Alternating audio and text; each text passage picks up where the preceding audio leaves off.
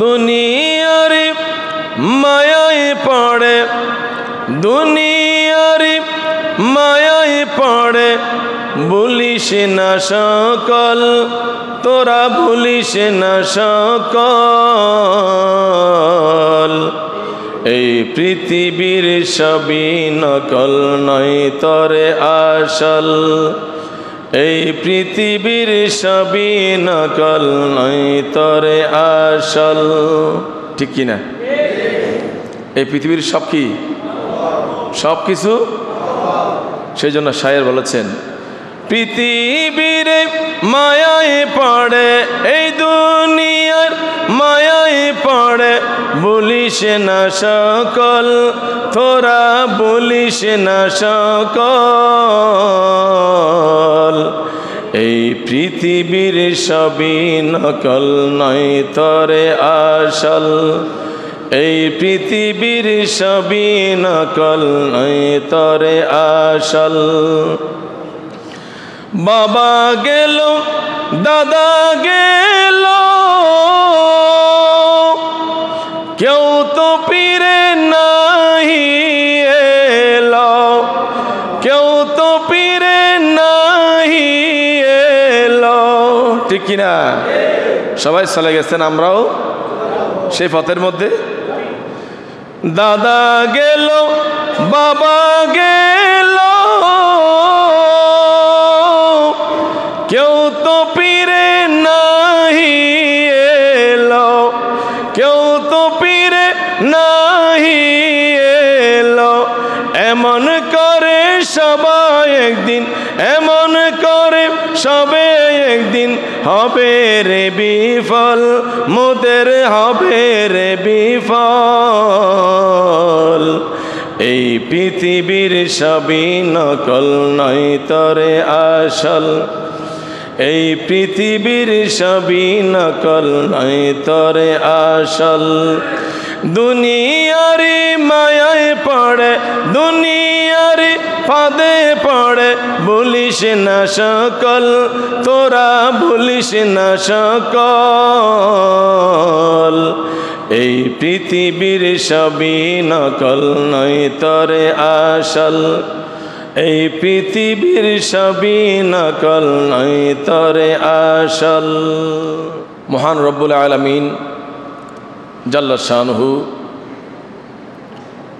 বড়ই মোহাব্বত করে আমাদেরকে সৃষ্টি করেছেন। ফেরেশতাদেরকে বলেছিলেন, ও আমার ফেরেশতারা, ওয়াইদ ক্বালা রাব্বুকা লিল মালাইকাতি ইন্নী জাইলুন ফিল আরদি খলিফা। ও আমার ফেরেশতারা, আমি তোমাদেরকে বানিয়েছি আমার ইবাদত করার জন্য। আমার মন চাচ্ছে আমি আল্লাহ পাকের কুদরতি অন্তরে একটা এরাদা স্থাপিত হয়েছে, পৃথিবীতে আমি আমার প্রতিনিধি প্রেরণ করতে চাই। তোমরা কি বলো?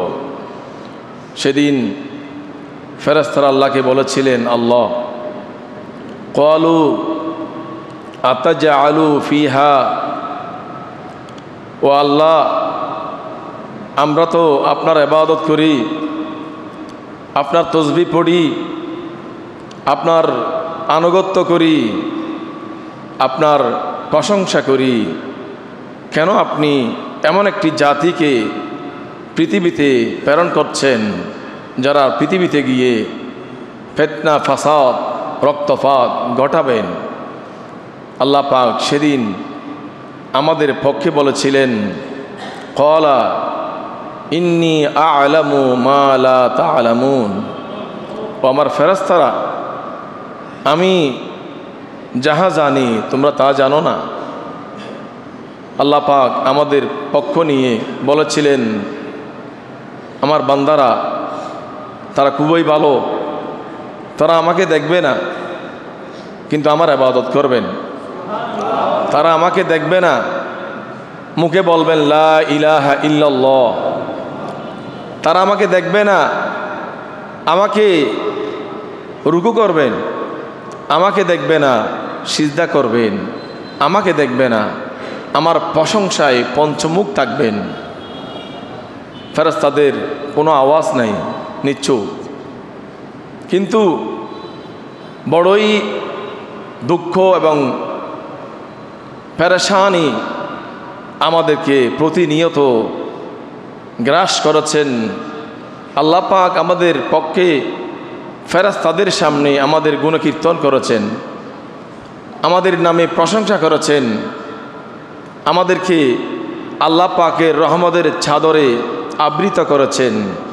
কিন্তু আমরা এত আল্লাহ পাকের অকৃতজ্ঞ, এত নাফরমানির মধ্যে আমরা আছি।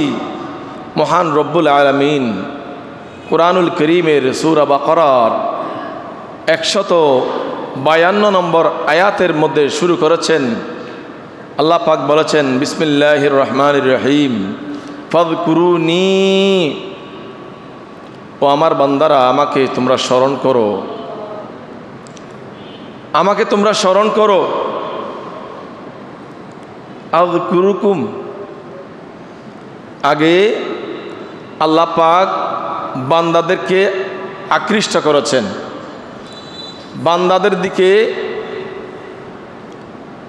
আকর্ষণ করেছেন, বান্দাদেরকে একটু আল্লাহর দিকে ফিরে আসার জন্য বান্দাদেরকে বলেছেন ফাযকুরুনি, ও আমার বান্দারা তোমরা আমাকে স্মরণ করো। সুবহানাল্লাহ বলবে না? তোমরা আমাকে স্মরণ করো, আমাকে স্মরণ করো। তো আল্লাহকে স্মরণ করলে সে বান্দা কি কোনো অন্যায় করতে পারে? কথা বলেন না। যিনি আল্লাহকে স্মরণ করবেন, যিনি হাঁটতে বসতে ওঠা বসা লেনে দেনে আচার আচরণে কালচারে সবসময় যারা আল্লাহকে স্মরণ করবেন, তো আল্লাহ পাকও আমাদেরকে অভয় দিয়েছেন, আযকুরুকুম, আমি তোমাদেরকে স্মরণ করব। সুবহানাল্লাহ বলেন। তোমরা আমাকে স্মরণ করো, আমি তোমাদেরকে স্মরণ করব।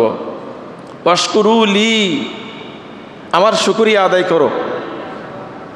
আল্লাহ পাকের কত নিয়ামত আমরা ভক্ষণ করছি, আমরা খাচ্ছি, আমরা পড়ছি, কত নিয়ামত আমরা আল্লাহ পাকের আমরা গ্রহণ করতেছি সদা সর্বদা।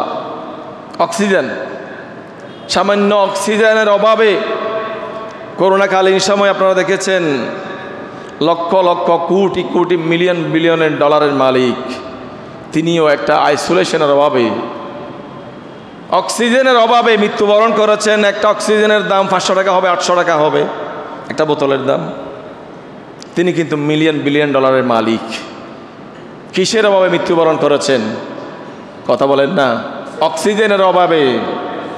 আর সেই অক্সিজেন আল্লাহ পাক আমাদেরকে বিনা ফিতে, বিনা কষ্টে আল্লাহ পাক আমাদেরকে দিচ্ছেন। শুধু একটু অক্সিজেনের কথা চিন্তা করলে মানুষ কোনোদিন আল্লাহর নাফরমানির মধ্যে লিপ্ত হতে পারবে? ওয়াশকুরুলি, আমাকে স্মরণ করো, আমার শুকরিয়া আদায় করো। ওয়ালা তাকফুরুন, আমার নিয়ামতের অকৃতজ্ঞ হইও না, আমার নিয়ামতকে অস্বীকার করিও না। কারণ তোমার ঘুম থেকে শুরু করে তোমার জাগ্রত হওয়া পর্যন্ত, তোমার জন্ম থেকে মৃত্যু পর্যন্ত সব সময় আমার নিয়ামত তোমার সাথে ছিল। তুমি নামাজ পড়ো আর না পড়ো, তুমি রোজা রাখো আর না রাখো, আল্লাহকে আল্লাহ বলে স্বীকার করো আর না করো, আল্লাহর শুকরিয়া আদায় করো আর না করো, আল্লাহ রব্বুল আলামিনের নিয়ামত আমাদের সাথে মিনাল আহাদে ইলাল লাহাত, আপনার জন্ম থেকে মৃত্যু পর্যন্ত, জন্ম থেকে দোলনা পর্যন্ত, দোলনা থেকে কবর পর্যন্ত, শুরু থেকে শেষ পর্যন্ত আল্লাহ পাকের নিয়ামত আমাদের সাথে অতপ্রতভাবে জড়িত, ঠিক কিনা? তো আল্লাহ পাক বলেছেন ওয়াশকুরুলি ওয়ালা তাকফুরুন, শুকরিয়া আদায় করো, নাশুকর গুজার বান্দা হইও না, অকৃতজ্ঞ হইও না। ওয়ালা তাকফুরুন, আমার নিয়ামতকে অস্বীকার করিও না। ইয়া আইয়ুহাল্লাযীনা আমানু, ও আমার ইমানদার বান্দারা, ইস্তাঈনু বিস-সাবরি ওয়াস-সালাহ, তোমরা নামাজ এবং ধৈর্যের মাধ্যমে আমার কাছে সাহায্য প্রার্থনা করো। কিসের মাধ্যমে? প্রথমে নামাজ, তারপর কি? ধৈর্য। নামাজও লাগবে, ধৈর্যও লাগবে। আল্লাহ পাক বলেছেন আমার কাছে সাহায্য প্রার্থনা করার দুইটা মাধ্যম, আর অন্য অন্য মাধ্যমও আছেন। এই আয়াতের মধ্যে দুইটি মাধ্যমের কথা বলা হয়েছে।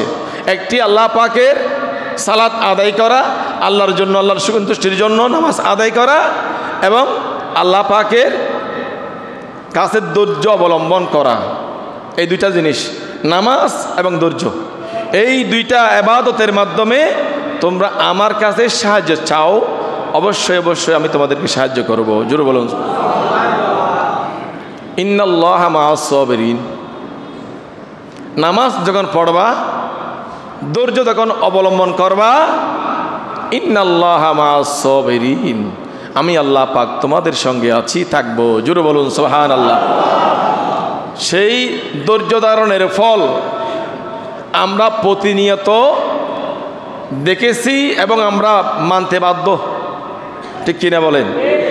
নম্বর 1, ফিলিস্তিনকে যারা যুগ যুগ ধরে ফিলিস্তিনের সমস্ত মানুষদের বাঁচার যে অধিকার, বেঁচে থাকার যে অধিকার, অন্ন, বস্ত্র, বাসস্থান, চিকিৎসা যত আছে সব কিছু যারা দিবালোকের ন্যায় সুস্পষ্টভাবে কেড়ে নিয়েছেন, ধৈর্য ধারণ করার ফলে আল্লাহ পাকের পক্ষ থেকে শাস্তি আসছে কিনা আপনারা জানেন না মনে হয়? কথা আপনাদের আওয়াজ ছোট কেন? আল্লাহ পাক বলেছেন ওয়াস্তাঈনু বিস-সাবরি ওয়াস-সালাহ, নামাজ পড়ো, ধৈর্য ধারণ করো, ইন্নাল্লাহা মাআস সাবিরিন, আল্লাহ পাক তোমাদের সঙ্গে আছেন। নামাজ আপনার আদায়কারী, ধৈর্য ধারণকারী, তাদের সাথে আল্লাহ পাক আছেন। এ কথা কার?